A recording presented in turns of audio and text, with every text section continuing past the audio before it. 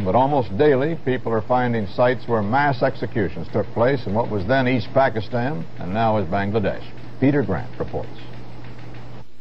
Massacres took place in towns and villages throughout the country. The river port of Khulna is a classic example.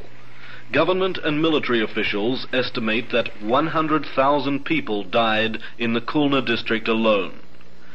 Much of the killing took place along the banks of this small waterway on the outskirts of town. Local residents say the Pakistani troops took Bengali civilians to the waterway every day for mass executions. Now only scattered bones and tattered clothes remain as grim reminders of the slaughter. Every few yards along the canal banks lie human skeletons. Locals claim tens of thousands died here, but no one can say for sure how many killings occurred. Massacres took place in many parts of Khulna. The victims were Bengalis, especially members of Sheikh Mujibur Rahman's Awami League, Hindus, students, and professional men. Khulna residents speak bitterly of the murder and raping which went on for months.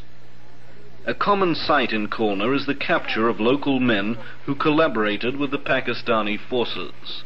The collaborators are kept in prison where they await trial by the Bangladesh government. Many Bengalis openly admit they want revenge. But many of those responsible for the killings in Khulna will never be caught, and the bodies of many of those who died will never be discovered.